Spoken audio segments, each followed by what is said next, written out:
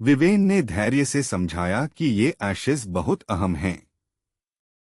इन्हें मरे हुए लोगों के परिवारों तक आखिरी निशानी के रूप में पहुंचाना होगा।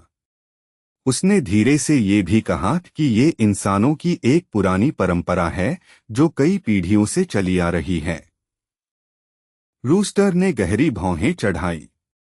वह साफ तौर पर उलझन में था। उसे समझ ही नहीं आ रहा था कि इंसान किसी ऐसे के लिए इतनी मेहनत क्यों करते हैं जो पहले ही मर चुका है। टोरी की मौत को लेकर खुद को बहुत दोषी मानते हुए विवेन ने अपने भाई की तरफ से रूस्टर से माफी मांगी। उसने समझाया कि वलेरियो की ईवल क्रीचर्स के लिए नफरत उसके साथियों की बेरहम हत्या और उसके अपने झेले गए अत्याचार से पैदा हुई थी। टोरी कोई खतरा नहीं थी, फिर भी उसने उसी नफरत में उसे मार दिया। विवेन की माफी सच्ची थी, लेकिन रूस्टर ने बस ठंडेपन से अपना सिर दूसरी तरफ मोड़ लिया। कितनी भी माफियां मांग ली जाएं, टोरी वापस जिंदा नहीं हो सकती थी। जब ग्रुप निकलने की तैयारी कर रहा था, रूस्टर ने तय किया कि टोरी की एशेज वह खुद उठाएगा, लेकिन तभी उसे एहसास हुआ कि उन्हें रखने के लिए उसके पास कुछ है ही नहीं। उसी वक्त रूस्टर की गर्दन में लटक रहे पेंडेंट से इसाक ने अचानक एक हाथ बाहर निकाला और उसे एक छोटी सी थैली पकड़ा दी। रूस्टर ने बहुत सावधानी से टोरी की एशेज उस थैली में रख दी। मन ही मन उसने तय कर लिया कि अगर कभी मौका मिला तो वह इन्हें उसके परिवार तक जरूर पहुंचाएगा। फिर ब्रदर इसाक रूस्टर की गर्दन के मेडालियन से और साफ तौर पर बाहर आया और उस रहस्यमय वन आइड मैन का संदेश सुनाने लगा। उसने बताया कि अगर रेस्क्यू टीम वलेरियो को बचाने में सफल हो जाए तो उन्हें सेरेनिटी के मिलिट्री एडवाइजर को भी ढूंढने और बचाने की पूरी कोशिश करनी चाहिए।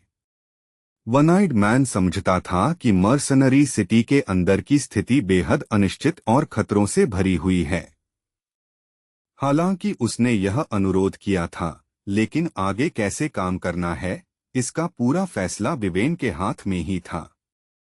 यह सुनकर विवेन ने मन ही मन सोचा कि वान और ट्रेसी सच में सेरेनिटी को बचाना चाहते होंगे।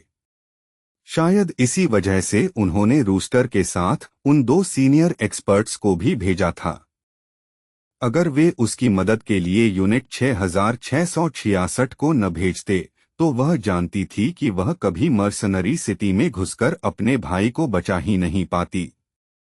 थोड़ा सोचने के बाद विवेन ने आखिर फैसला किया कि उन्हें जनरल की मां सेरेनिटी को ढूंढकर बचाने की कोशिश करनी चाहिए। फिर उसने तुरंत वलेरियो को मैट्टियो और लियोन के साथ निकल जाने को कहा। उसने समझाया कि उन्हें पहले उस हिडन पैसेज से निकलना चाहिए जो शहर के बाहर तक जाता है। वहीं दूसरी तरफ वह और स्क्वाड 666 शहर के और अंदर जाकर जनरल सेरेनिटी को बचाने की कोशिश करेंगे। वलेरियो के चेहरे पर चिंता देखकर उसने पूछा कि वह इतना बेचैन क्यों लग रहा है। उसकी योजना सुनकर वलेरियो ने चुपचाप नजरें नीचे कर लीं। उसने माना कि उसे इस बात की चिंता है कि विवेन को इतना ताकतवर डीमन झेलना पड़ेगा। उसने कहा कि बेहतर होगा पहले पीछे हटें, हेडक्वार्टर्स से और वॉरियर्स बुलाएं और फिर ज्यादा मजबूत फोर्स के साथ लौटकर सेरेनिटी को बचाएं। अपने भाई की आंखों में चिंता देखकर विवेन समझ गई कि सेरेनिटी हमेशा से उसका सबसे भरोसेमंद मिलिट्री एडवाइजर रही है। शायद इसी वजह से वह उसकी सुरक्षा को लेकर भी अंदर से बहुत परेशान था। विवेन का मानना था कि सानी के अंदर अभी भी और सर्वाइवर्स फंसे हुए होंगे। भले ही उनका कॉन्शसनेस डीमन के कंट्रोल में चला गया हो, लेकिन वे अब भी जिंदा हैं।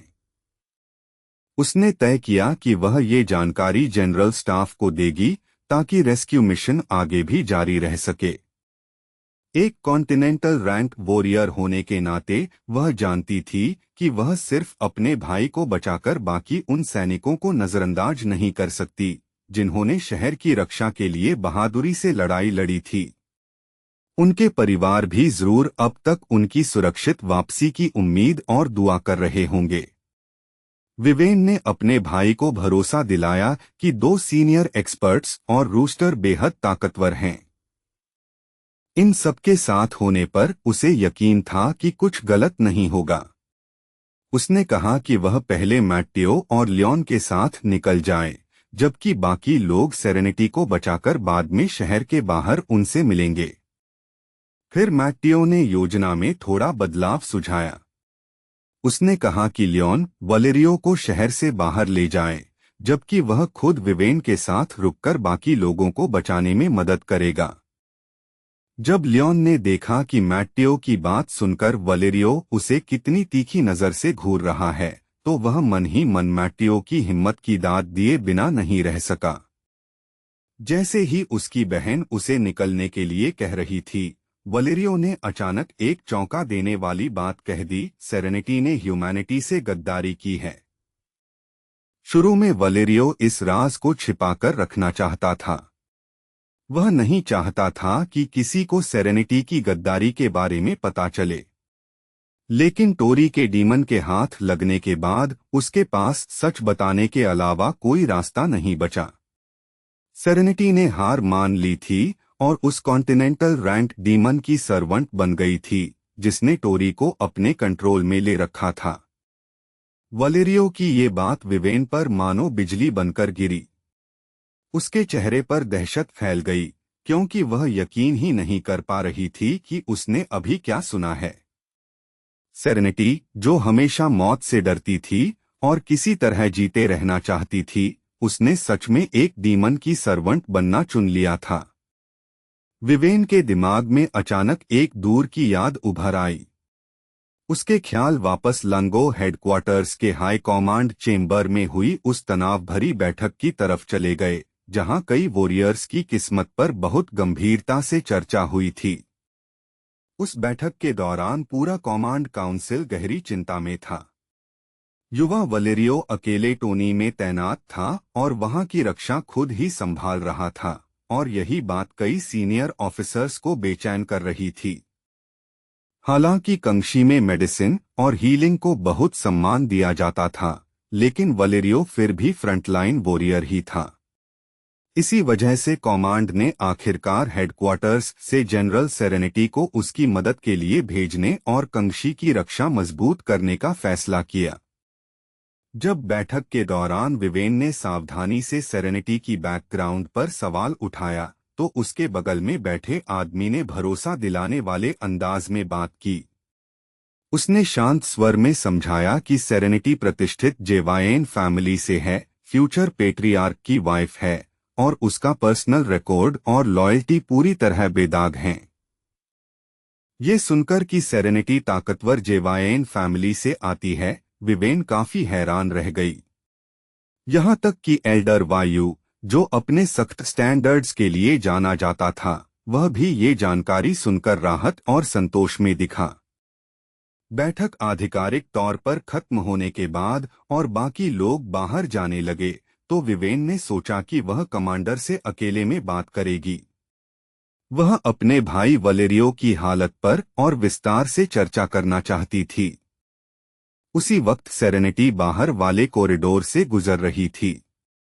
कमांडर ने उसे देख लिया और तुरंत पास बुलाकर दोस्ताना लहजे में विवेन से उसका परिचय कराया। कमांडर ने बताया कि सेरेनिटी उन सबसे शुरुआती मिलिट्री एडवाइजर्स में से थी जिन्हें कोऑर्डिनेशन सेंटर ने आधिकारिक तौर पर मान्यता और अक्रेडिटेशन दिया था। सेरेनिटी ने शांत और स्थिर आवाज में विवेन को विनम्रता से ग्रीट किया। उसने वादा किया कि वह विवेन के भाई का पूरा साथ देगी और सांची और वहां के नागरिकों को सुरक्षित रखने के लिए अपनी पूरी ताकत लगा देगी। अब उस पल को याद करते हुए विवेन के लिए ये मानना लगभग नामुमकिन था कि सेरेनिटी गद्दार हो सकती है। लेकिन वलेरियो के पक्के आरोपों ने उसके मन में शक का एक बीज जरूर बो दिया, जिसे वह आसानी से नजरअंदाज नहीं कर पा रही थी। वलेरियो ने गंभीर आवाज में बताया कि डीमंस ने वॉरियर्स को टॉर्चर करने के बाद बाकी लोगों के शरीर दीवार पर ठोक दिए थे, लेकिन उनमें सेरेनिटी कहीं भी नहीं थी, और सिर्फ यही बात उसके लिए बिट्रेयल का शक करने को काफी थी। वलेरियो ने आगे दावा किया कि वह बेरहम वीडियो, जिसमें डीमन सबको टोर्मेंट कर रहा था, सेरेनिटी के खुद सिग्नल देने के बाद ही रिकॉर्ड किया गया था। अब तक वलेरियो पूरी तरह अपना आपा खो चुका था। वह ऊंची आवाज में चिल्लाया कि सेरेनिटी डीमन के कंट्रोल में बिल्कुल नहीं थी। उसके मुताबिक वह पूरी तरह होश में थी और अपनी मर्जी से दुश्मन का साथ दे रही थी। वलेरियो के इस सख्त आरोप पर इसाक तुरंत सेरेनिटी के बचाव में आगे आया। उसने सबको याद दिलाया कि जेवायन फैमिली हमेशा से देश की रक्षा के लिए समर्पित बड़े क्लैंस में से एक रही है और उनके वॉरियर्स पीढ़ियों से डीमंस के खिलाफ बहादुरी से लड़ते आए हैं। इसी वजह से वह मानने को तैयार नहीं था कि वह ह्यूमैनिटी से गद्दारी कर सकती है। विवेन ने भी इस बात पर चुपचाप सोचा। आखिर सेरेनिटी आगे चलकर प्रभावशाली जेवायन फैमिली की फ्यूचर मैट्रियार्क बनने वाली थी। जब वलेरियो ने देखा कि बाकी लोग अब भी उस पर शक कर रहे हैं, तो उसने फिर जिद भरे इरादे के साथ कहा कि उन्हें खुद सेरेनिटी को ढूंढना चाहिए और अपनी आंखों से सच देखना चाहिए। वलेरियो ने अपनी बहन की तरफ देखा और समझ गया कि यहाँ तक पहुँचने के लिए उसने बहुत बड़ा रिस्क लिया होगा। अगर ऐसा है तो फिर उसे भी लैबोरेटरी में वापस जाने का रिस्क उठाना ही होगा। उसकी अंधेरी, शक भरी नजर रूस्टर पर जा टिकी। उसके दिल में ये बात बैठ ही नहीं रही थी कि विवेन एक डीमन के साथ मिलकर काम करे। उसकी बहन चाहे जितना भरोसा कर ले, उसे यकीन था कि डीमन एक न एक दिन अपना असली रूप दिखा ही देगा। विवेन समझ रही थी कि वलेरियो बहुत तकलीफ में है और साफ तौर पर जितनी जल्दी हो सके इस खतरनाक जगह से निकलना चाहता है। लेकिन वह ये भी जानती थी कि सांची को सबसे अच्छी तरह वही जानता है और अगर वह उनका रास्ता दिखाएगा तो उनके बचने की संभावना कहीं ज्यादा होगी। अच्छी तरह सोचने के बाद विवेन ने प्रस्ताव रखा कि सबको मिलकर ग्रुप में सेरेनिटी की तलाश जारी रखनी चाहिए। वह सच में नहीं चाहती थी कि उसका भाई फिर से खुद को खतरे में डाले, लेकिन अभी की हालत में यही सबसे समझदारी भरा फैसला लग रहा था। कुछ भी हो जाए, विवेन ने मन ही मन खुद से वादा किया कि वह हर कीमत पर अपने भाई की रक्षा करेगी। जैसे ही वे ऑफिस एरिया तक पहुंचे और आसपास को ध्यान से खंगालने लगे, उन्हें अचानक पास में एक डीमन की मौजूदगी महसूस हुई। विवेन ने तुरंत सबको चेतावनी दी कि पास में एक 9th लेवल डीमन है। उसने ये भी कहा कि आसपास छिपे हुए 7th लेवल क्रीचर्स को बिल्कुल परेशान न करें। उसने तुरंत अपना ब्रेथ मास्किंग डोमेन एक्टिवेट किया, जो करीब 500 मीटर्स तक फैला हुआ था और जिसकी वजह से इतनी बड़ी बिल्डिंग के अंदर उनकी मौजूदगी छिपी रह सकती थी। लेकिन उसका थॉट ट्रांसफर डोमेन सिर्फ 5 मीटर्स तक ही काम करता था। इसी लिमिटेशन की वजह से उसने सबको धीरे से याद दिलाया कि पास ही रहें। तभी एक डीमन ने गुस्से में डॉक्यूमेंट्स का ढेर मेज पर पटका और जोर से शिकायत करने लगा कि प्रिंस कंसोर्ट बीमार पड़ गया है, इसलिए उसका काम अब दूसरों को करना पड़ रहा है। जिन डीमंस को ये काम दिया गया था, वे बेहद परेशान और उलझे हुए दिख रहे थे। उन्हें समझ ही नहीं आ रहा था कि इतनी जबरदस्त ताकत वाला प्रिंस सिर्फ बीमार होने की वजह से काम करना कैसे बंद कर सकता है। वे तो ये तक चर्चा करने लगे कि शायद बेहतर होगा सारा काम तब तक टाल दिया जाए जब तक ग्रेट एम्परर ठीक नहीं हो जाता। उनमें से कुछ का कहना था कि इतनी ताकत रखने वाले प्रिंस को तो बीमार महसूस होना ही नहीं चाहिए। डीमंस को आम क्लर्क्स की तरह काम को लेकर बहस करते सुन विवेन को अजीब सा एहसास हुआ कि कुछ मामलों में वे इंसानों से बिल्कुल अलग नहीं थे। क्योंकि वलेरियो इस बिल्डिंग को बहुत अच्छी तरह जानता था, उसने ग्रुप को टेढ़मेढ़े कॉरिडोर्स और कॉम्प्लेक्स के अलग अलग हिस्सों से बहुत कुशलता से आगे बढ़ाना शुरू कर दिया। उसके पीछे चलते हुए स्क्वाड फैसिलिटी के अलग अलग हिस्सों से बहुत सावधानी से गुजरी और पूरी कोशिश करती रही कि किसी की नजर में न आए। कई हॉलवेज और रूम्स से गुजरने के बाद आखिर वलेरियो सबको एक शांत और सुनसान कॉरिडोर में ले गया। उस पैसेज के आखिर में एक विशाल दरवाजा खड़ा था, जिस पर वार्निंग साइन लगा था कि यह इलाका एक महत्वपूर्ण scientific and technical research zone है और आउटसाइडर्स का अंदर आना सख्त मना है।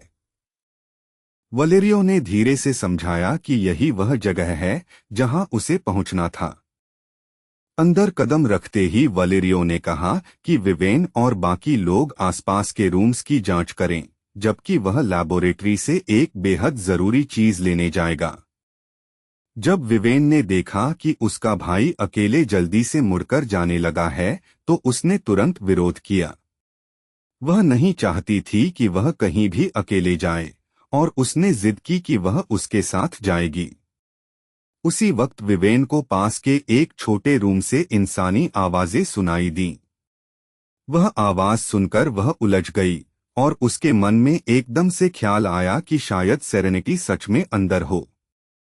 जिज्ञासा और सावधानी के साथ विवेन धीरे धीरे दरवाजे की तरफ बढ़ी, लेकिन जनरल सेरेनिटी को देखने के बजाय उसने सुना कि एक डीमन दो लोगों से केक नाम के किसी अजीब खाने के बारे में पूछ रहा है।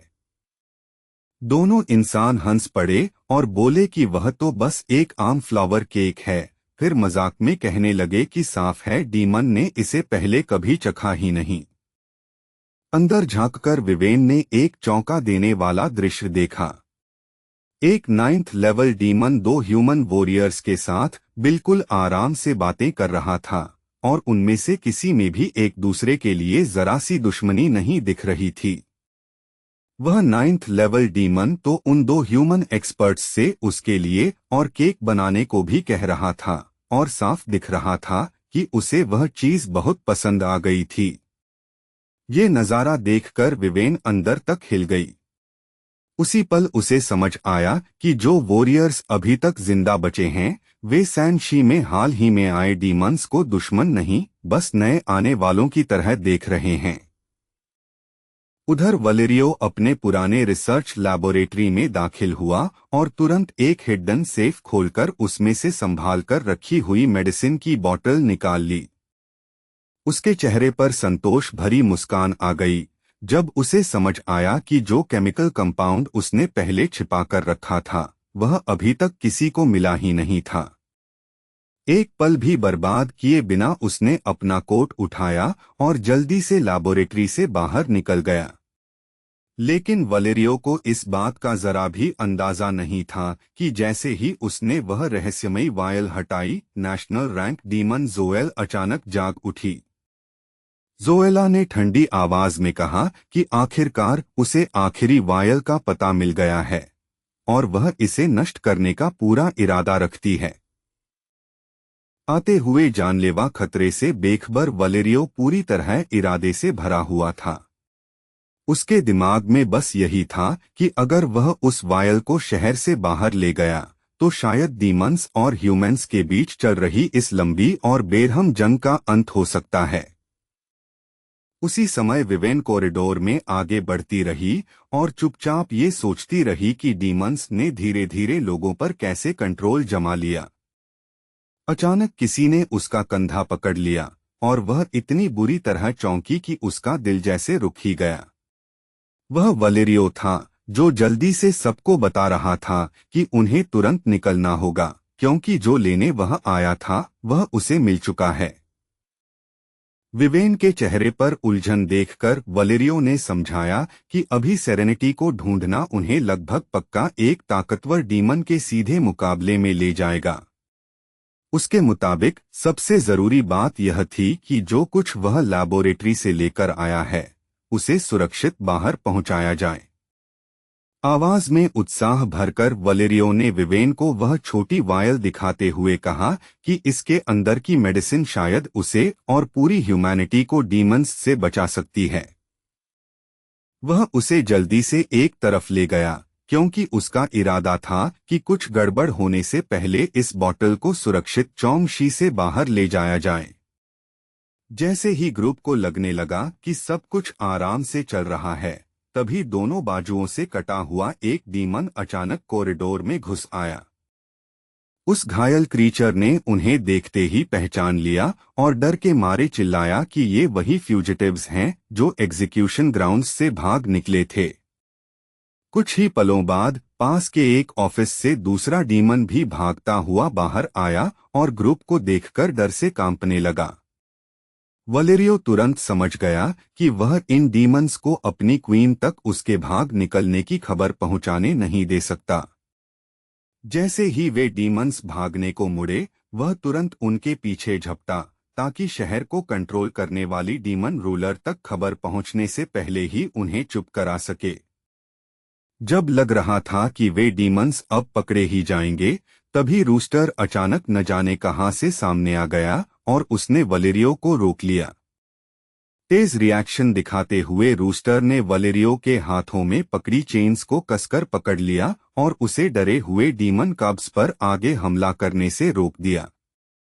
गुस्से से भरा वलेरियो रूस्टर की तरफ उंगली उठाकर इल्जाम लगाने लगा।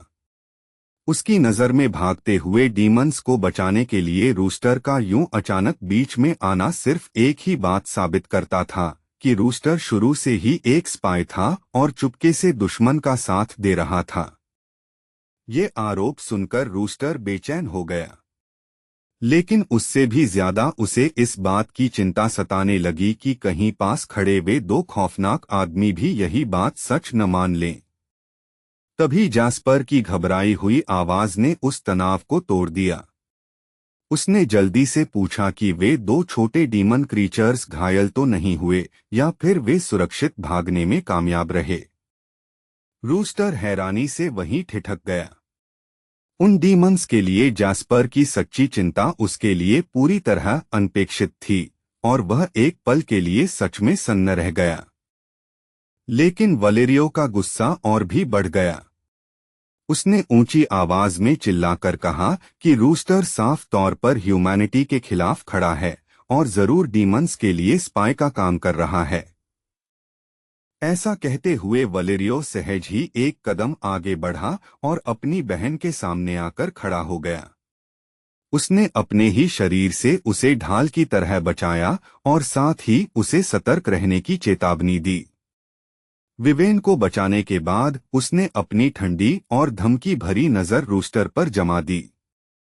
उसकी आंखों में दिखती जानलेवा मंशा साफ बता रही थी कि वह हमला करने को तैयार है। बिना जरा भी हिचकिचाए उसने जहरीली बेलों का झुंड छोड़ दिया। वे जमीन फाड़कर निकलीं और डरावनी रफ्तार से सरकती हुई सीधा डीमन की तरफ बढ़ी। कांटों से भरी वे बेलें रूस्टर के हाथों और पैरों पर कसकर लिपट गईं। उनके नुकीले कांटे उसके अंगों में धंस गए और उसका शरीर वहीं जकड़ गया, जिससे वह अब खुलकर हिल भी नहीं सकता था। अचानक हुए इस हमले के बावजूद रूस्टर ने जल्दी प्रतिक्रिया दी और बेलों से उछलकर दूर जाने की कोशिश की। लेकिन जैसे ही वह हिला, उसके पूरे शरीर में जलती हुई चुभन फैल गई। वे कांटे घातक जहर से लिपे हुए थे। यह लड़ाई देखते हुए विवेन अपने भाई की दिखाई ताकत से चौंक गई। उसकी शक्ति उसकी उम्मीद से कहीं ज्यादा बड़ी लग रही थी। विवेन ने हल्का सा भौहें सिकोड़ लीं, क्योंकि उसके दिमाग में अतीत की एक बात उभर आई जो उसने कभी एक प्राइवेट बातचीत में सुनी थी। कमांडर ने एक बार उससे कहा था कि वलेरियो की स्ट्रैटेजिक असेसमेंट्स को परखना आसान नहीं है, लेकिन जब उसकी एबिलिटीज अपने पीक पर पहुंचती हैं, तो वे कॉन्टिनेंटल रैंक वॉरियर्स की बराबरी कर सकती हैं। उसने ये भी कहा था कि भले ही वलेरियो अभी जवान है, लेकिन उसका टैलेंट और पोटेंशियल वैसा है जैसा उन्होंने पहले कभी नहीं देखा। अब ये सब समझते ही विवेन को अचानक एक चौंका देने वाली बात का एहसास हुआ। वलेरियो इतने समय से अपनी असली कॉम्बैट स्ट्रेंथ दबाकर रखे हुए था। उधर रूस्टर बेलों के खिलाफ पूरी ताकत से जूझ रहा था। उसकी देह से पसीना बह रहा था, क्योंकि वह अपने अंगों में फैलते जहर की जलती हुई पीड़ा सह रहा था। डर के मारे उसने देखा कि एक और जहरीली बेल उसकी तरफ लपक रही है, जिसके नुकीले कांटे हवा में चमकते हुए सीधे उसी की ओर आ रहे थे। ठीक जब रूस्टर को लगा कि अब उसका अंत तय है, तभी लेवी अचानक आगे आया और उसने वलेरियो के हमले को रोक दिया। लेवी की आवाज कॉरिडोर में गूंज उठी जब उसने गुस्से से कहा कि उसके रूस्टर को पीटने का हक किसी को नहीं है। ये शब्द सुनते ही रूस्टर की आंखें भावनाओं से भर आईं। लेकिन उसका वह आभार अगले ही पल टूट गया जब लेवी ने आराम से ये भी जोर दिया कि अगर रूस्टर अंडे देने से मना करेगा तो वह खुद उसे मार देगा। वलेरियो ने मुट्ठियां भींच लीं और झुंझलाकर चिल्लाया कि आखिर वे डीमंस की रक्षा क्यों कर रहे हैं, ह्यूमैनिटी के साथ क्यों नहीं खड़े हो रहे। उसके लिए सच सीधा और बिना किसी शक के था, डीमंस पूरी मैनकाइंड के स्वाभाविक दुश्मन हैं। जब बहस जारी थी तब जैस्पर ने सावधानी से रूस्टर को फिर से खड़ा होने में सहारा दिया ताकि वह जहर की वजह से गिर न पड़े। वलेरियो ने सबकी तरफ घूरकर पूछा कि क्या उनमें से किसी के अंदर अब भी ह्यूमैनिटी के लिए लॉयल्टी या रिस्पॉन्सिबिलिटी बची है। अपने ही भाई के मुंह से ये बातें सुनकर विवेन साफ तौर पर हिल गई, जैसे वह सामने खड़े इंसान को पहचान ही नहीं पा रही हो। आखिर जैस्पर वलेरियो के लगातार आरोपों से तंग आ गया। उसने आवाज ऊंची करके साफ कहा कि रूस्टर उनके साथ है और वह उनके लिए एक करीबी और भरोसेमंद दोस्त जैसा है। लेवी ने भी सहमति में सिर हिलाया और जैस्पर की बात का समर्थन करते हुए जोर देकर कहा कि रूस्टर उनके ग्रुप के लिए कितना अहम है। उसने तो साफ साफ ये भी कह दिया कि जो कोई रूस्टर को नुकसान पहुंचाने की कोशिश करेगा उसे पहले उनसे निपटना पड़ेगा। ये सुनकर वलेरियो का गुस्सा और गहरा हो गया। तभी हवा में एक सर्द आवाज गूंजी, जो की ठंडी चेतावनी, जिसमें कहा गया कि वे तुरंत टोनी से गायब हो जाएं। अगले ही पल उन सब पर एक दबा देने वाली स्पिरिचुअल फोर्स उतर आई। सबके शरीर अचानक वहीं जाम हो गए और कोई भी हिल नहीं पाया। सिर्फ जैस्पर ही उस अदृश्य दबाव से बेअसर दिखा। वह उलझन में इधर उधर देखने लगा, जैसे उसे समझ ही न आ रहा हो कि बाकी सब अचानक क्यों ठिठक गए हैं। ठीक उसी वक्त मैटेओ और लियोन सामने आ गए। उनके चेहरे बिल्कुल खाली और बेजान थे, लेकिन उनकी आंखों में खतरनाक ब्लड लस्ट जल रहा था। वलेरियो ने तुरंत समझ लिया कि क्या हुआ है। दांत भींचते हुए उसे एहसास हुआ कि जो ने शायद उनके दिमाग पर काबू पा लिया है। उसे एक भयावह सच समझ आया। डीमन ने उसे पहले जानबूझकर भागने दिया था ताकि बाद में उसे कमजोर करके उसके पास मौजूद आखिरी कॉपी छीन सके। अचानक मैटेओ ने अपना बो उठाया और एक एरो छोड़ा जो सीधा विवेन की तरफ गया। वलेरियो घबराकर चिल्लाया और बेबस होकर अपनी बहन तक पहुंचने की कोशिश करने लगा, उससे पहले कि एरो उसे लग जाता। बेहद हताश कदम उठाते हुए उसने अपनी ही बेलों से अपना हाथ चुभो दिया ताकि उस तेज दर्द के सहारे जोएल की स्पिरिचुअल सप्रेशन से खुद को छुड़ा सके। जैसे ही उसे अपने शरीर पर दोबारा काबू मिला, वह बिजली जैसी रफ्तार से बगल की तरफ झपटा और विवेन को एरो की राह से धक्का देकर हटा दिया। उसने अपने ही शरीर से उसे ढक लिया, जबकि एरो हवा चीरता हुआ उनके पास से निकल गया। इसके बाद वह तुरंत अपनी बहन की तरफ मुड़ा और बेचैनी से पूछा कि उसे कहीं चोट तो नहीं लगी। विवेन को जरा भी अंदाजा नहीं था कि इस अफरा-तफरी के दौरान उसके भाई ने चुपके से वह वायल अपने रोब के अंदर गहराई में छिपा ली थी। पास ही जैस्पर अचानक जोर से चिल्लाया क्योंकि उसने देखा कि लियोन हथियार उठाए रूस्टर की तरफ बढ़ रहा है। पूरे बैटलफील्ड पर छाए भारी हिप्नोसिस की वजह से रूस्टर खुद को जरा सा भी हिला पाने में असमर्थ पा रहा था। मन ही मन अपनी बदकिस्मती को कोसते हुए रूस्टर वहीं जमे रहने को मजबूर था, जबकि लियोन की ब्लेड उसकी तरफ झूल रही थी। ठीक जब लगने लगा कि किंग ऑफ रूस्टर्स अब खत्म होने ही वाला है, तभी एक बाण हवा में उड़ा और सीधा जाकर लियोन के सिर पर लगा। इस अजीब हमले से लियोन लड़खड़ा गया और उलझन में पड़ गया। मौका देखते ही इसाक, जो रूस्टर के नेकलेस के अंदर छिपा हुआ था, तेजी से आगे आया और उसने लियोन की आंखों पर कपड़ा डालकर उसे अंधा कर दिया। इसाक ने तुरंत जैस्पर से चिल्लाकर कहा कि लियोन को बांध दो। उधर जोएल के कंट्रोल में मौजूद मैट्टियो ने फिर से बो उठा लिया और सीधा ग्रुप की तरफ निशाना साध दिया। रूस्टर और लेवी तैयार खड़े रहे, मैट्टियो के पास आने का इंतजार करते हुए। लेकिन मैट्टियो ने शांत भाव से एक और एरो तैयार कर लिया। साफ था कि वह फिर से हमला करने वाला है। उसी नाजुक पल में इसाक ने कमरे के पार एक फ्राइंग पैन दे मारा, जो जाकर मैट्टियो के सिर पर लगा और उसे सीधा जमीन पर गिरा दिया। थोड़ी ही देर बाद जोएल की उदास और ठंडी आवाज फिर हवा में गूंजी, जिसमें वह इन इंसानों को कम आंकने पर अपनी झुंझलाहट दिखा रही थी। अचानक बाहर से दो पतले लाल धागे कॉरिडोर में चमकते हुए आए। उन्हें देखते ही रूस्टर को वह असहनीय दर्द याद आ गया, जो उन इंजेक्शंस ने कभी उसे दिया था। उन लाल धागों में से एक डरावनी रफ्तार से सीधा विवेन और वलेरियो की तरफ बढ़ा। वलेरियो ने तुरंत उस हमले को पहचान लिया। यह एक मटेरियलाइज्ड स्पिरिट थ्रेड था, जो सीधे किसी इंसान की सोल को घायल कर सकता था। उससे होने वाली तीखी पीड़ा सहते हुए वलेरियो ने अपनी डीमोनिक वाइन्स बुलाईं और उन्हें मजबूर किया कि वे उसकी बहन को उस हमले से बचाएं। विवेन ने दहशत में देखा कि उनके चारों तरफ जमीन से मोटी बेलें हिंसक अंदाज में फूट पड़ी। दांत भींचकर वलेरियो ने जल्दी से समझाया कि वह इन बेलों की मदद से उसे डीमन के कंट्रोल से सुरक्षित बाहर निकालना चाहता है। ये समझते ही विवेन के अंदर डर भर गया। उसे साफ एहसास हो गया कि उसका भाई जो रिस्क उठा रहा है, वह सच में कितना खतरनाक है। अचानक जमीन के नीचे से एक विशाल बेल फूटी और विवेन के चारों तरफ लिपटकर उसे ऊंचा हवा में उठा ले गई।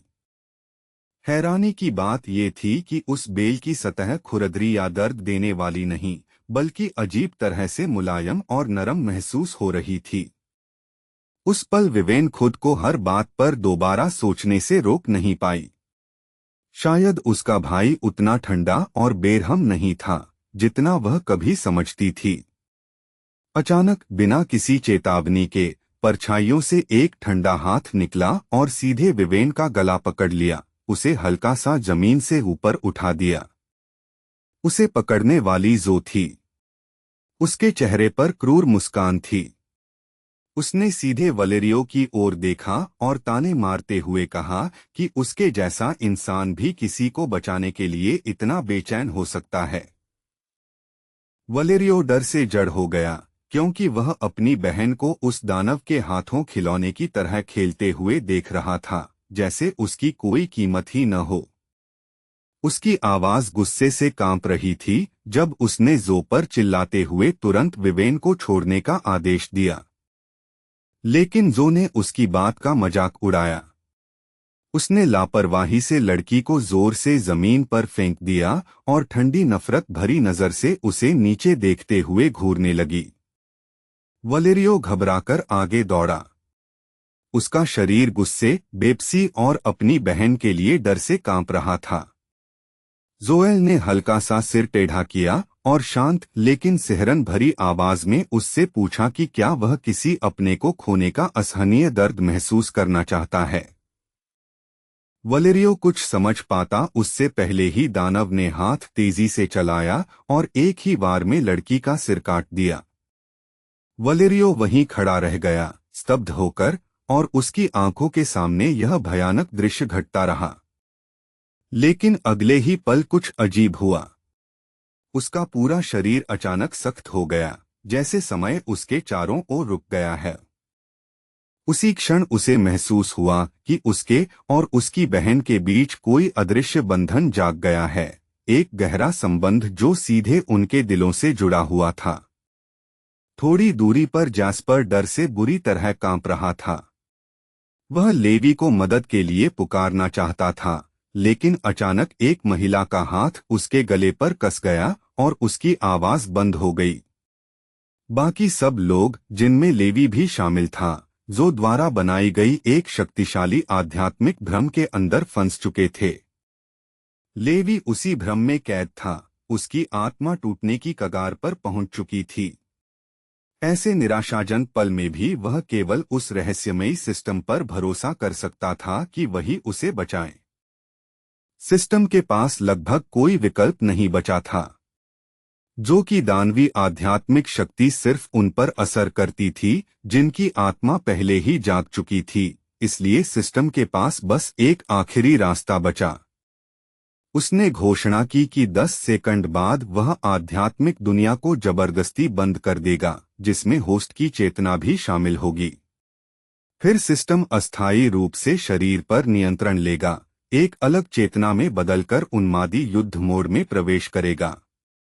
लेकिन जैसे ही 10 सेकंड की गिनती खत्म हुई, लेवी की आंखें अपने आप खुल गईं। उसकी पुतलियां रहस्यमयी सुनहरे रंग में बदल गईं। यह देखकर सिस्टम की सारी उम्मीदें टूट गईं, क्योंकि उसे पता चला कि लेवी के शरीर के अंदर एक और छिपी हुई चेतना जाग चुकी थी, जिसका उसे पहले कभी पता ही नहीं था। सिस्टम गुस्से से बड़बड़ाने लगा, क्योंकि यह अनजान चेतना उससे लेवी के शरीर का नियंत्रण छीनकर सीधे जैस्पर की ओर दौड़ पड़ी, जिसे अभी भी जोएल गला दबाकर पकड़े हुए थी। लेवी ने बिना हिचकिचाहट अपना मुक्का आगे बढ़ाया और भयानक ताकत से सीधे दानव के चेहरे पर दे मारा। सफेद बालों वाली उस आकृति को दानव पर लगातार हमला करते देख जैस्पर घबराकर चिल्लाया और पूछा कि क्या वह सच में लेवी है। जब लेवी ने अपना नाम सुना, उसकी ठंडी सुनहरी आंखें धीरे धीरे जैस्पर की ओर मुड़ गईं। वह नजर इतनी डरावनी थी कि जैस्पर चीख पड़ा। उसे यकीन हो गया कि सामने खड़ा इंसान अब लेवी नहीं रहा। जब लेवी ने उसकी ओर हाथ बढ़ाया, जैस्पर डर से कांपते हुए अपनी आंखें कसकर बंद कर लीं, दर्द सहने के लिए खुद को तैयार करते हुए। लेकिन दर्द आया ही नहीं। इसके बजाय उसने महसूस किया कि एक नरम हाथ उसके सिर पर हल्के से थपथपा रहा है। सुनहरी आंखों वाला आदमी उसे अजीब गर्मजोशी से देख रहा था और धीरे से बोला कि वह खुद की रक्षा करे। यह सब देखकर सिस्टम पूरी तरह उलझन में पड़ गया। लग रहा था कि जैस्पर का इस सब से किसी तरह गहरा संबंध है। सिस्टम ने लड़के की असली पहचान पर शक करना शुरू कर दिया। इतनी जानकारी होने के बावजूद भी उसके पास जैस्पर के बारे में कोई रिकॉर्ड नहीं था, जिससे उसकी उत्पत्ति पूरी तरह रहस्य बन गई। उसी वक्त दानव ने अचानक हमला किया और जोर से दोनों की ओर लात चला दी। जैस्पर अभी भी उलझन में था और उसे पास आ रहे खतरे का बिल्कुल एहसास नहीं हुआ। हमला पड़ने से पहले ही लेवी बिजली जैसी तेजी से हिला। एक ही पल में उसने जैस्पर को अपने कंधे पर उठा लिया और वार से बच गया। लेवी के पीछे खड़ा जैस्पर हिचकते हुए पूछ बैठा कि आखिर यह इंसान है कौन, क्योंकि उसके आसपास की आभा पूरी तरह अजनबी लग रही थी। लेवी ने हल्का सा सिर घुमाया और एक अजीब रहस्यमय जवाब दिया, जिससे जैस्पर और भी ज्यादा उलझ गया और उसे फिर से वही सवाल पूछना पड़ा। उलझन में पड़े जैस्पर ने सवाल दोबारा दोहराया।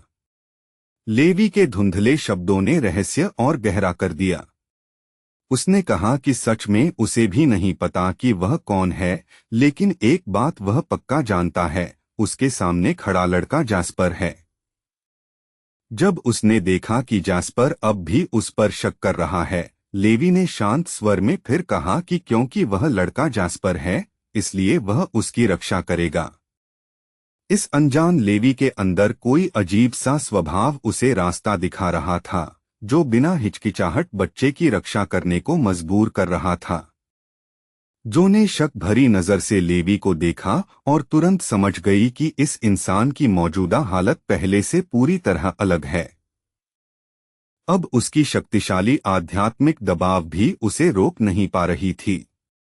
उसके दिल में तेज खतरे का एहसास उठने लगा। उसकी प्रवृत्ति बता रही थी कि यह आदमी अब सच में उसकी जान के लिए खतरा बन चुका है। बिना किसी चेतावनी के लेवी बिजली की चमक की तरह आगे बढ़ा और सीधे जोएल की ओर टूट पड़ा, जो पूरी तरह हैरान रह गई जब उसने उसे अपनी ओर झपटते देखा। उसकी रफ्तार इतनी डरावनी थी कि उसकी आध्यात्मिक संवेदना भी उसे ठीक से पकड़ नहीं पा रही थी। मजबूरी में उसने दांत भींचे और अपने पास खड़ी विशाल चींटी को आगे धकेल दिया, उसे बलि बनाकर। लेवी के मुक्के ने उस विशाल चींटी के शरीर को अनगिनत टुकड़ों में तोड़ दिया और तभी पता चला कि वह सिर्फ जो का आध्यात्मिक अवतार था। बिना रुके लेवी तुरंत दिशा बदलकर फिर से जो की ओर झपटा। उसे पास आते देख जो के दिल में डर की लहर दौड़ गई। इस आदमी की रफ्तार और ताकत अब अविश्वसनीय स्तर तक पहुंच चुकी थी। उसने जल्दबाजी में जो रक्षात्मक ढाल बनाई थी, वह लेवी के भयानक हमले को बिल्कुल नहीं झेल सकी। ढाल पल भर में टूट गई और उस टक्कर ने उसके पूरे शरीर को जोर से जमीन पर दे मारा। खुशकिस्मती से उसने अपनी आध्यात्मिक शक्ति से ज्यादातर नुकसान रोक लिया, इसलिए वह घायल तो हुई लेकिन जानलेवा चोट नहीं लगी। फिर भी जोएल को गुस्से के साथ समझ आ गया कि अब वह इस अजीब बदले हुए इंसान को ताकत से नहीं दबा सकती। सिस्टम भी उतना ही हैरान था। उसने कभी नहीं सोचा था कि लेवी लड़ाई शुरू होते ही तीसरे दर्जे की विनाशकारी अग्नि शक्ति छोड़ देगा, खासकर जब दानवी कवच एक आध्यात्मिक पशु की शक्ति से बना था। लेवी ने फिर से मुक्का घुमाया और जलती हुई तीसरे दर्जे की विनाशकारी आग छोड़ते हुए जोएल पर एक और भयानक हमला कर दिया। जोएल की आंखें डर से फैल गईं जब उसने लेवी को फिर अपनी ओर झपटते देखा, और इस बार उसकी गति पहले से भी तेज थी। सबसे ज्यादा डराने वाली बात यह थी कि इस आदमी के हमलों की आग उसके आध्यात्मिक अवतार को भी नष्ट कर सकती थी। करीब आते घातक खतरे को महसूस करते ही वह तुरंत एक तरफ हट गई और आने वाले वार से बच गई। पीछे मुड़कर देखने पर उसने पाया कि उसका आध्यात्मिक अवतार लेवी की भयानक आग की गर्मी में पहले ही पिघल चुका था। अगली खोज ने उसे और भी ज्यादा डरा दिया। वह अब उस नष्ट हुए अवतार को दोबारा बना ही नहीं सकती थी। लेवी ने उसे मजाक उड़ाती नजर से देखा और शांत स्वर में कहा कि अब वह अपने भ्रमित शरीर को फिर से नहीं बना पाएगी। अपनी जिंदगी में पहली बार जो को किसी इंसान से असली डर महसूस हुआ। उसके हाथों की आग उसकी पशु जैसी शक्तियों को दबा रही थी। गुस्से में और यह मानने को तैयार नहीं, उसने पूछा कि वह आखिर है कौन। लेवी ने बस शांत स्वर में जवाब दिया कि उस सवाल का जवाब तो उसे खुद भी नहीं पता। उसने कहा कि बहुत साल बीत चुके हैं और वह अपनी असली पहचान कब की भूल चुका है। लेकिन सिर्फ जोएल को देखकर ही वह समझ सकता है कि उसकी हालत पहले से ही बहुत गंभीर है। उसकी बातों ने जो की घबराहट और बढ़ा दी। उसकी जाति भले ही दुर्लभ और शक्तिशाली थी, लेकिन वह जानती थी कि इस इंसानी शरीर को नियंत्रित कर रही रहस्यमयी ताकत से वह मुकाबला नहीं कर सकती। और सबसे बुरी बात, उस आदमी को पता चल चुका था कि वह बुरी तरह घायल और जहर से ग्रस्त है। लेवी हल्का सा मुस्कुराया और कहा कि इस मूर्ख की आध्यात्मिक दुनिया को जबरदस्ती सील किया जा सकता है, यानी उसके पास जो प्राचीन दिव्य अग्निकला है वह उसकी क्षमता से कहीं ज्यादा है। सिस्टम ने लेवी को उसके दिमाग के अंदर बोलते सुना और हैरान रह गया कि उसे इतनी बातें कैसे पता हैं। लेवी ने सहजता से कहा कि उसे याद नहीं कि वह असल में कौन है, लेकिन अगर सिस्टम बाद में उसे समझा सके तो वह आभारी होगा। सिस्टम तुरंत गुस्से से फट पड़ा और पूछा कि वह उसे कुछ क्यों समझाए। उसने मांग की कि यह अजीब चेतना तुरंत लेवी का शरीर वापस करे। यहाँ तक कि असली होस्ट भले ही मानसिक रूप से अस्थिर था, फिर भी इस अनजान मौजूदगी से ज्यादा सहने लायक था। सिस्टम अभी भी गुस्से में उसे डांट ही रहा था कि अचानक चुप हो गया। लेवी का हाथ किसी तरह सीधे उसके अस्तित्व को पकड़ चुका था। इस अप्रत्याशित खतरे के सामने सिस्टम पूरी तरह स्तब्ध रह गया और उसकी सारी अकड़ गायब हो गई। थोड़ा किनारे खड़े जास्पर ने जिज्ञासा से सिर टेढ़ा किया और पूछा कि अभी लेवी किससे बड़बड़ा रहा था। लेवी ने सहज अंदाज में कहा कि वह एक छोटे से जीव से निजी बात कर रहा था, जो शायद भविष्य में असली लेवी को बहुत ज्यादा ताकतवर बना सकता है। जास्पर ने शांति से सुना और बिना झिझक सिर हिला दिया। उसने बस इतना कहा कि अगर वह रहस्यमयी जीव लेवी को मजबूत बना सकता है, तो उसे भी वह जरूर पसंद आएगा। लेवी की सुनहरी आंखें ठंडी हो गईं जब उसने सीधे जोएल की ओर देखा। शांत लेकिन धमकी भरे स्वर में उसने पूछा कि क्या वह सच में लड़ाई जारी रखना चाहती है। उसने चेतावनी दी कि अगर वह जिद करके पीछे नहीं हटेगी और यहाँ मौजूद लोगों को नुकसान पहुंचाने पर अड़ी रहेगी, तो उसे उसकी जान लेनी पड़ेगी। जोएल के चेहरे पर डर का कोई निशान नहीं था। हालांकि अजीब आदमी को देखते हुए उसकी आंखों में हल्की सावधानी जरूर दिखी, लेकिन उसने दृढ़ता से कहा कि ये इंसान मरने के लायक हैं। आखिर उन्होंने उसकी चेतावनी को नजरअंदाज किया, शहर में घुस आए और उस मुसीबत खड़ी करने वाले आदमी को बचाने की भी हिम्मत की। उसने कसम खाई कि वह उस नफरत भरे आदमी को उसके पास मौजूद खतरनाक चीज के साथ कभी भागने नहीं देगी। चाहे अपनी जान ही क्यों न जोखिम में डालनी पड़े, वह उसे जरूर रोकेगी। अगर ये इंसान बचकर निकल गए तो पूरा दानवी पशु साम्राज्य भयानक खतरे में पड़ सकता है। लेवी की आवाज और ठंडी हो गई जब उसने जोएल से पूछा कि क्या वह जीने से थक चुकी है और अपनी जान खुद फेंकना चाहती है। उसके सवाल का जवाब देने के बजाय जो ने सीधे कार्रवाई चुनी। उसके मन में अब कोई और रास्ता नहीं था। अगर वह अभी पीछे हटती तो अपनी ही जाति की गद्दार बन जाती। जैसे ही जो की आवाज हवा में गूंजी, अचानक एक विशाल लाल जाल प्रकट हुआ और फैलकर सबको अपनी चमकती हुई जाल में कैद कर लिया। लेवी और जास्पर ने हैरानी से नीचे देखा जब उनके पैरों के नीचे की जमीन फटने लगी। धरती दो हिस्सों में टूट गई और उन्हें निगलते हुए एक अंतहीन अंधेरे गर्त में खींच ले गई। लेवी ने तुरंत समझ लिया कि क्या हुआ है।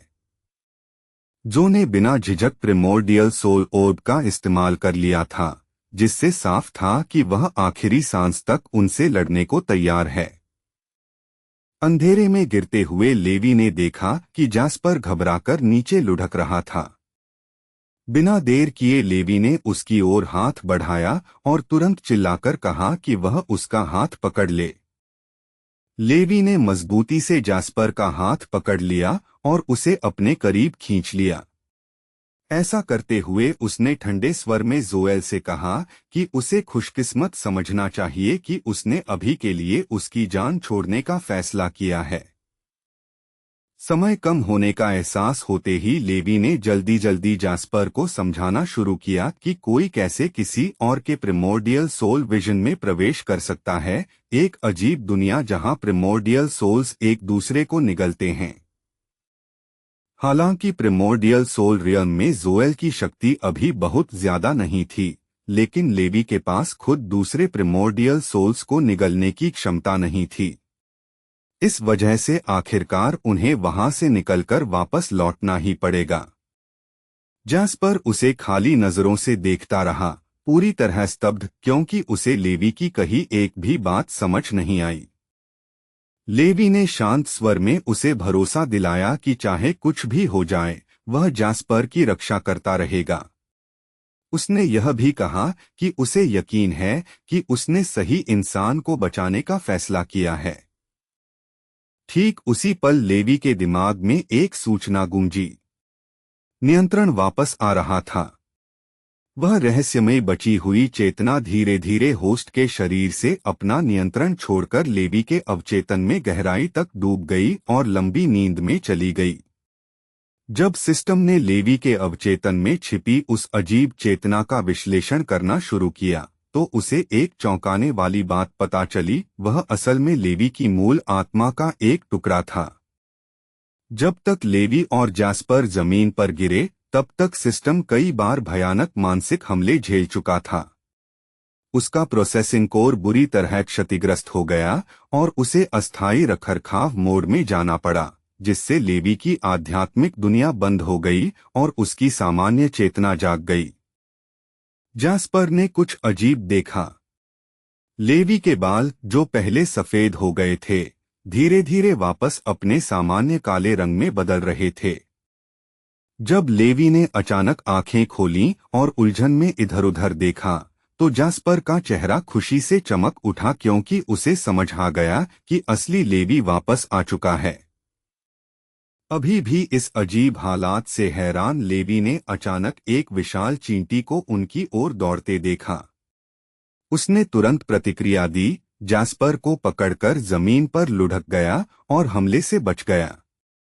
अंधेरे क्षेत्र में जोएल की गुस्से भरी आवाज गूंजी। उसने घोषणा की कि उसके रक्त चंद्रमा के नीचे के क्षेत्र से कोई भी कभी जिंदा नहीं बचा। लेवी ने आसमान की ओर देखा और एक विशाल लाल चंद्रमा को डरावनी चमक के साथ चमकते देखा। जोएल ने घमंड से कहा कि इस प्रिमोर्डियल सोल रियल्म में उसके पास अनंत शक्ति है और अनगिनत चींटियों पर उसका नियंत्रण है, इसलिए वह पूरी तरह अजेय है। जैस्पर ने ऊपर देखकर दंग रह गया जब विशाल चींटियों का झुंड आसमान से किसी जीवित तूफान की तरह बरसने लगा।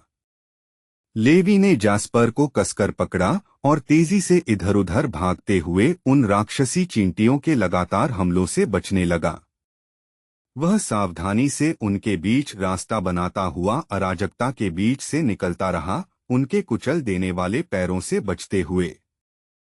अचानक एक विशाल चींटी सीधे उनके सामने आ गिरी और लेवी का रास्ता रोक लिया। बिना झिझक लेवी ने पूरी ताकत से उसे किनारे दे मारा और वह दूर जा गिरा। कुछ ही पलों बाद दोनों आखिर एक छोटे से खुले इलाके में पहुंच गए जहां अभी झुंड पूरी तरह नहीं पहुंचा था। लेवी तेजी से आगे बढ़ा, जैस्पर को साथ लिए हुए, और किसी सुरक्षित जगह की तलाश करने लगा।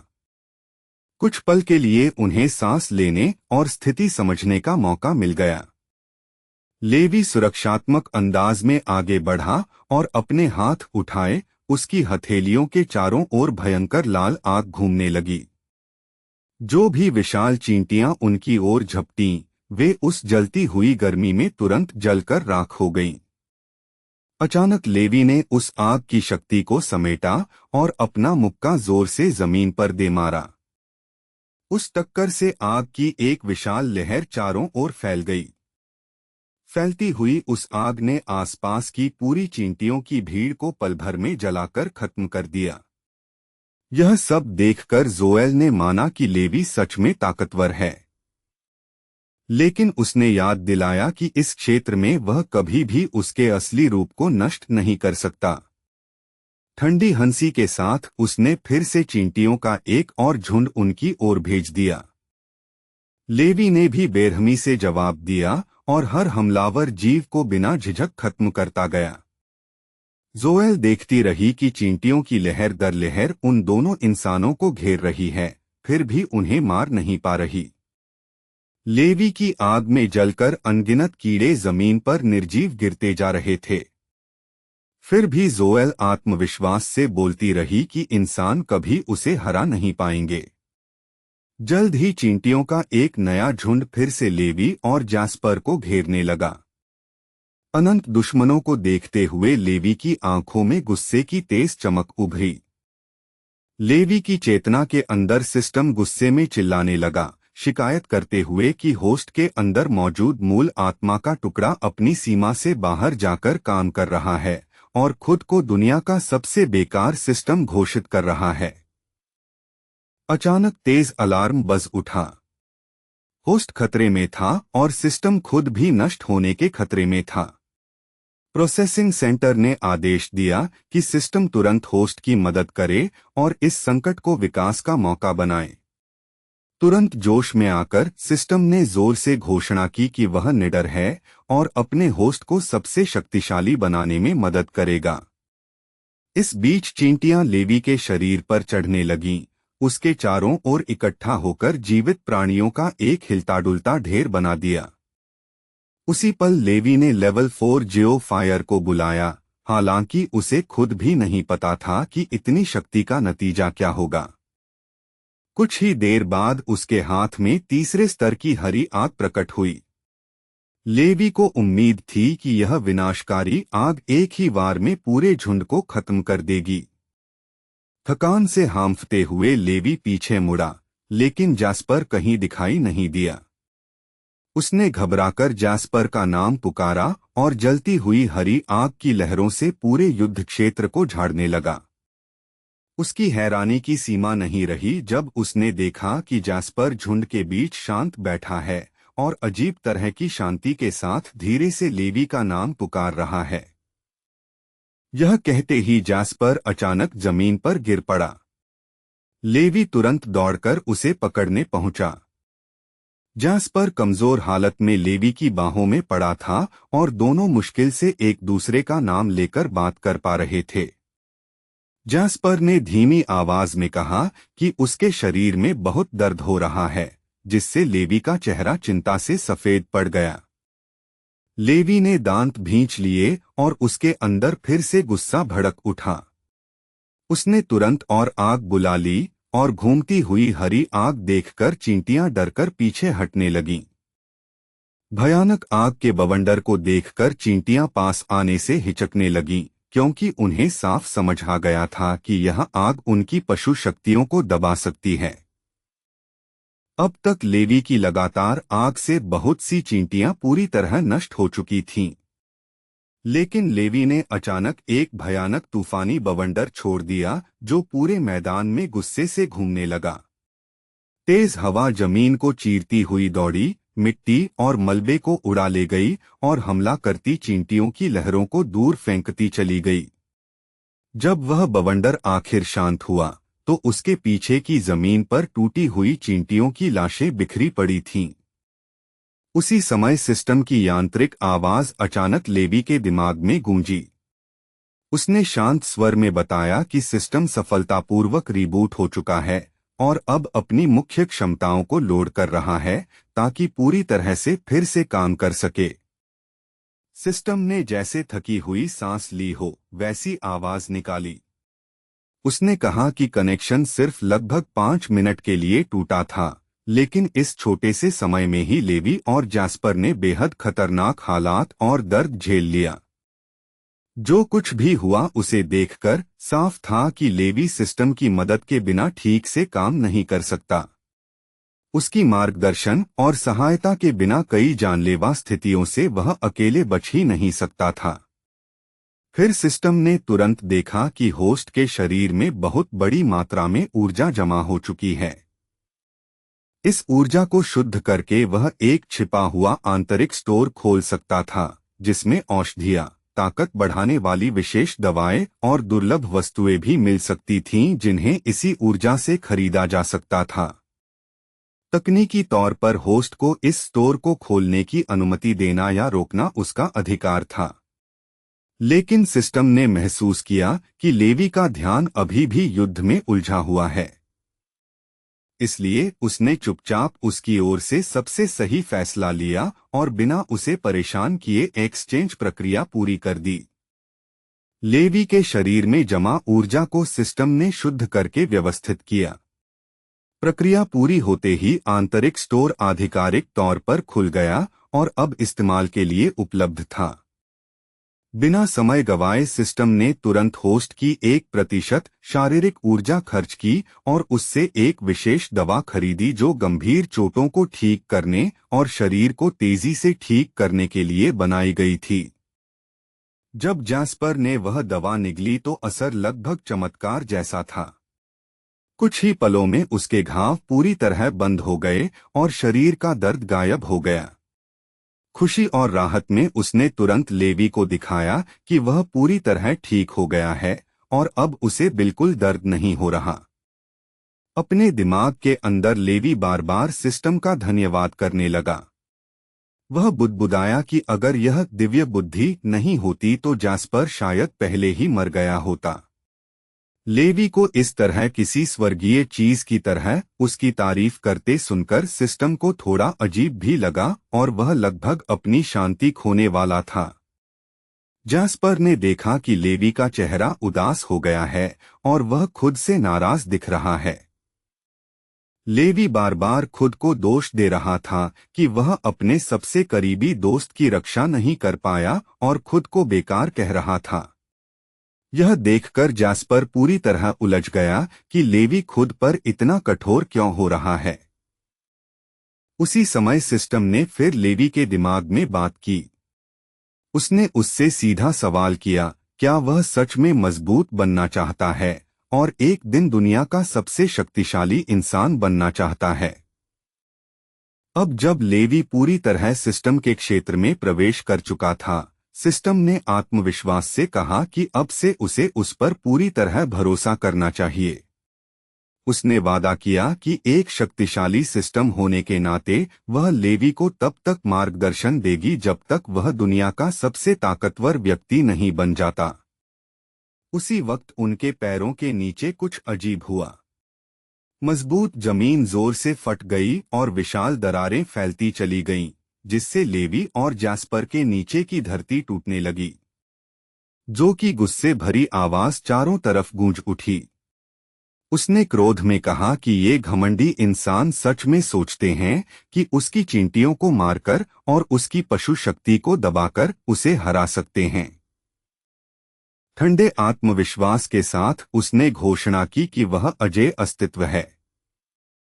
चाहे वे कुछ भी कर लें, वे उसे कभी नष्ट नहीं कर पाएंगे। अचानक लेवी और जैस्पर को डर के साथ समझ आया कि क्या हो रहा है। उनके नीचे की जमीन पूरी तरह टूट चुकी थी और वे दोनों गहरे अंधेरे गर्त में गिर रहे थे। खतरा देखते ही सिस्टम ने तुरंत एस रैंक रक्षा प्रतिक्रिया सक्रिय कर दी।